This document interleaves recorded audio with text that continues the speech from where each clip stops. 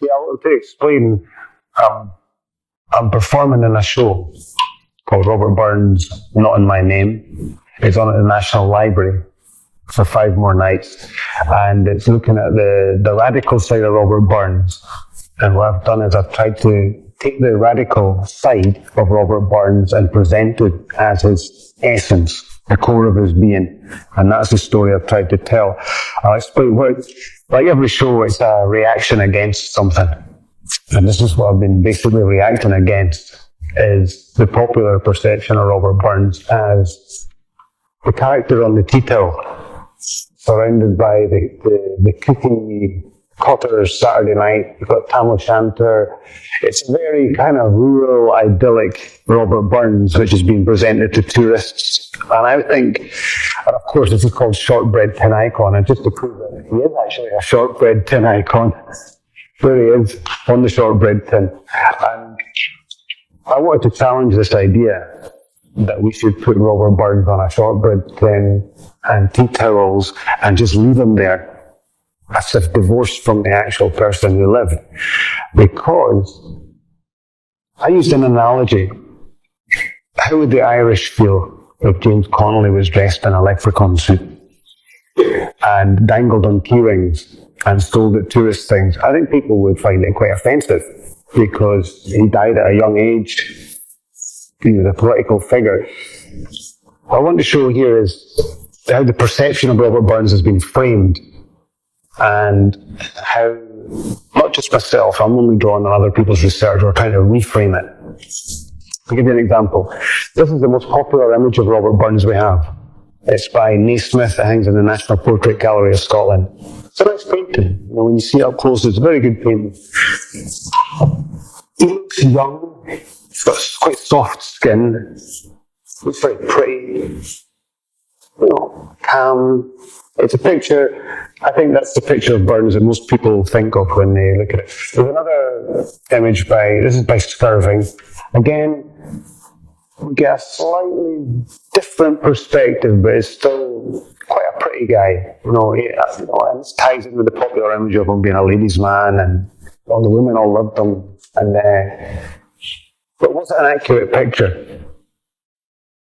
Are people in Scotland are they really taken by this person? Because remember, Robert Burns, along with William Wallace, every single survey, it doesn't matter who they've done, these are the two most famous Scots of all time. Everybody votes for them as not just the greatest Scot, the most popular Scot, the most famous, always Burns and Wallace. So, is this guy the real guy? I was reading Catherine Carswell, I'm going to call it a novel. It's because some people have called it a novel. She presents a very different description of Robert Burns. She describes him as, and this is when he comes to Edinburgh at the age of 27, a heavy, round-shouldered, short-necked, swarthy young fellow in buckskin breeches.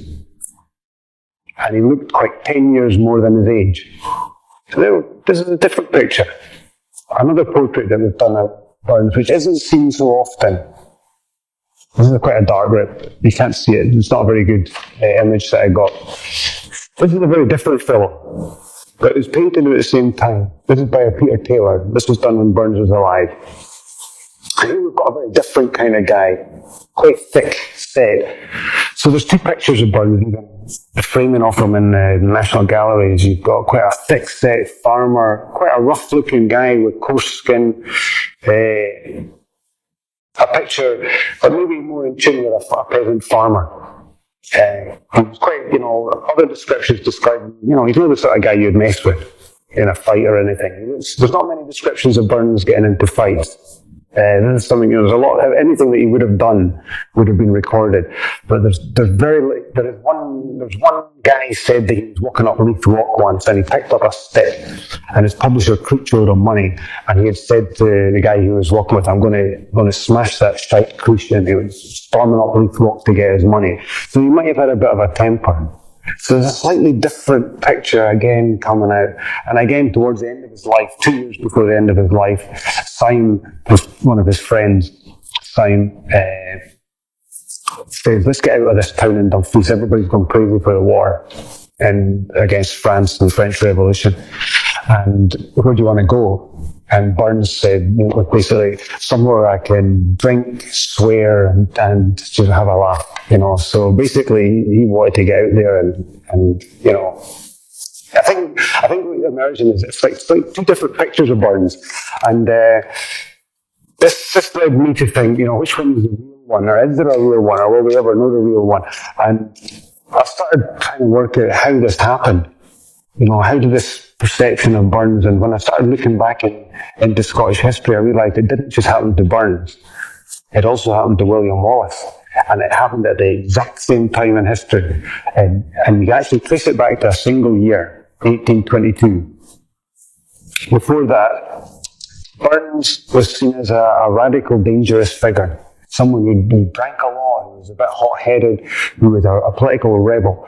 In 1819, people who marched through, weavers marched through, and it developed into the first general strike in Scottish history. 40,000 weavers took part in this strike in 1819 to 1820, and they marched behind banners singing Scots Whahae, and they were imprisoned for singing Scots Whahae. This is Burns' radical anthem. So he was seen as a dangerous figure then. And there was a cohesion. The Peterloo massacre took place in 1819. So there's a radicalisation starting to take place after the Napoleonic Wars. And people began to think in Scotland, this is getting out of hand here. We've got an uprising. In 1820, there's an uprising in Scotland, a military. It's a bit shambolic, but the leaders were executed, Hardy, Baird, and Wilson. And Walter Scott, this is who we can maybe perhaps blame for the perception of Burns, but he also promoted Burns' poetry. So you've got a double-edged sword with Walter Scott. But Scott decided that after the 1820 uprising, when they built the Radical Road with the imprisoned weavers and Arthur Seat, he said, let's get a single unity in Britain as a whole, not just Scotland, around the King. And so he brought together all different elements in Highland society, all of them to meet King George IV. And of course, this is the statue erected in his visit, 1822. He came to Scotland. George IV wore a kilt for the first time. Walter Scott designed this, what's now become the Scottish Highland dress. He designed all of that for the 1822 visit. He wore a pink tights, which was a bit of a disgrace, really. So from 1823, what happened was all the icons of Scottish culture, Scott and all the people who followed Walter Scott wrapped them in tartan. And all of a sudden there's a cult. The cult of Wallace grew, and they built statues of Wallace all over Scotland. And at the same time they did it of Robert the Bruce, and they also did it to Robert Burns. So for the whole of the 18th century, to create this kind of British vision, because the Highlands were supposed to be part of Britain, Scotland was supposed to be part of Britain, is to integrate everybody into this single society, this empire that was expanding across the world. They all became part of the British heritage, Burns and Scott, and they took all the politics away from them. They took all the radicalism, even out of Wallace, and they made them symbols of Britain. Wallace became a symbol of Britain, a Scottish symbol of Britain, so did Robert Burns. And for that popular image, they're wrapping them up in tartan. This is what we see on the Shortbread tins today. So 200 years later, it's still powerful images. And it led to a point where the Burns suppers became established throughout the whole of the 19th century. And then, just when it looked like Burns was a safe figure, his politics had been forgotten, his radical poems weren't well known, along comes this guy, Hugh McDermott.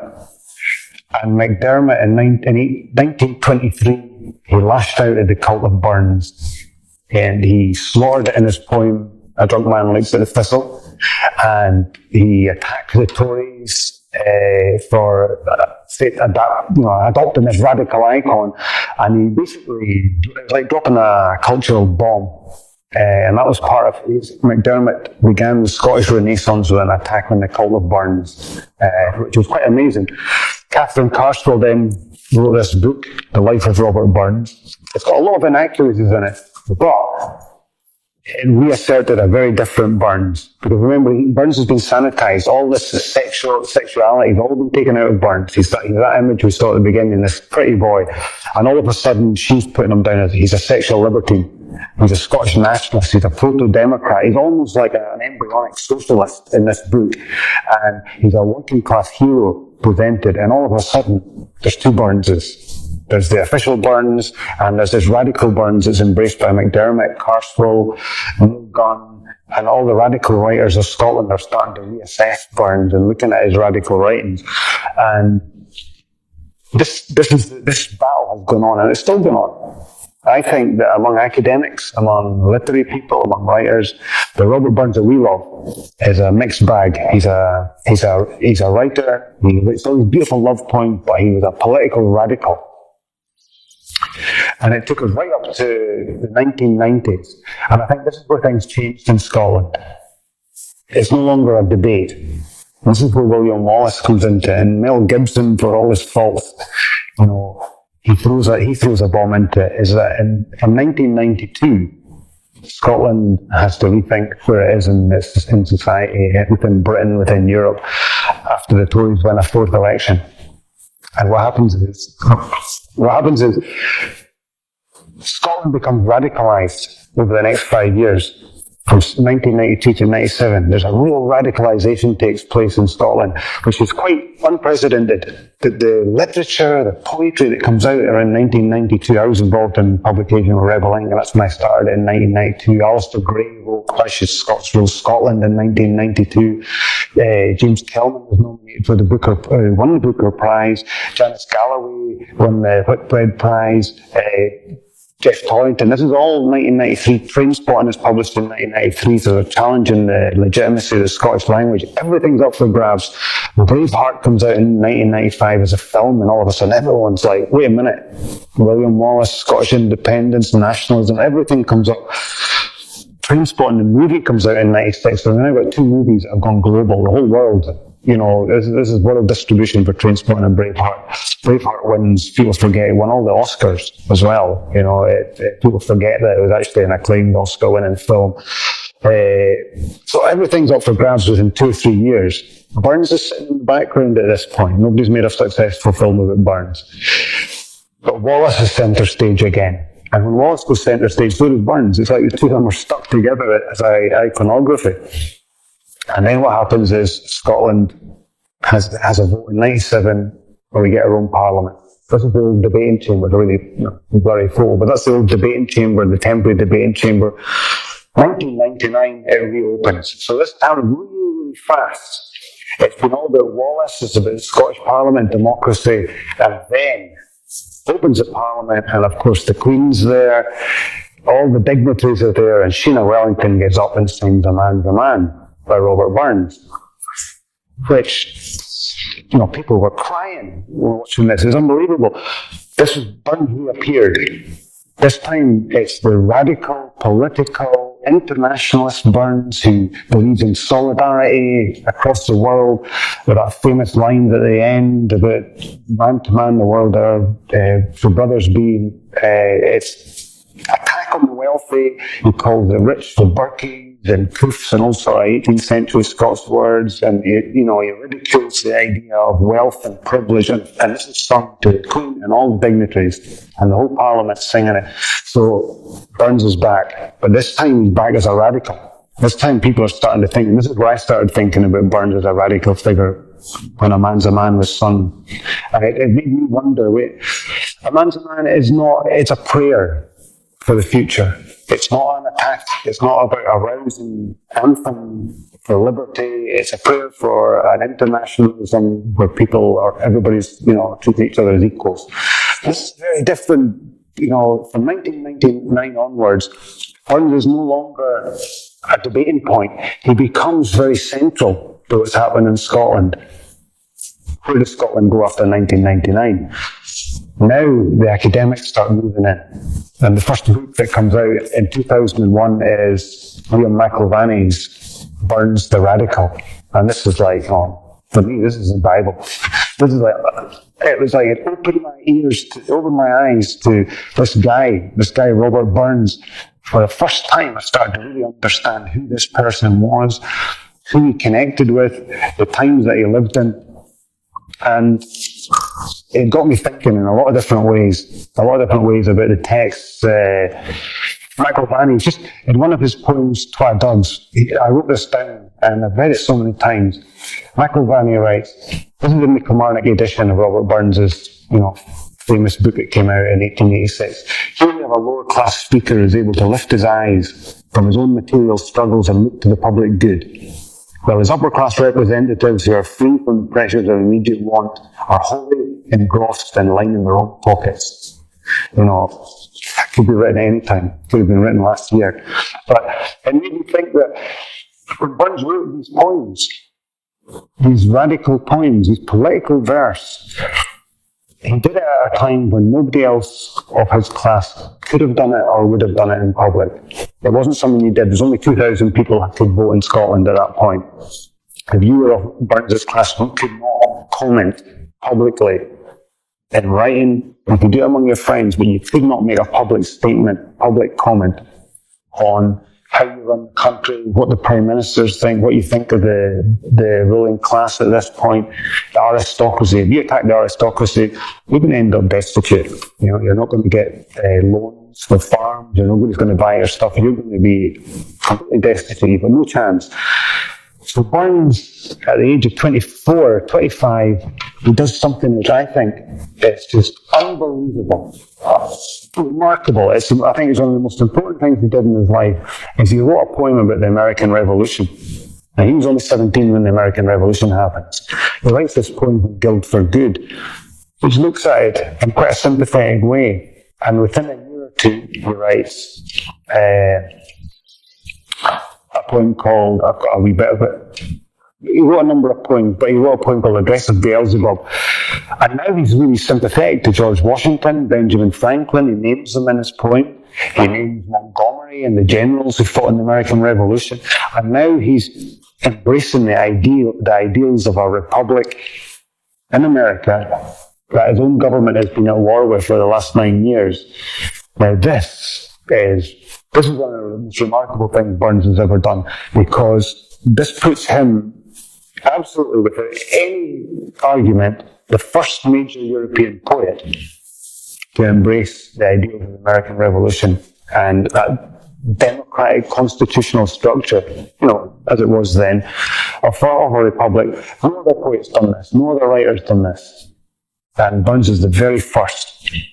So this puts him on a different scale, a different playing field from all the rest. He's only a young guy,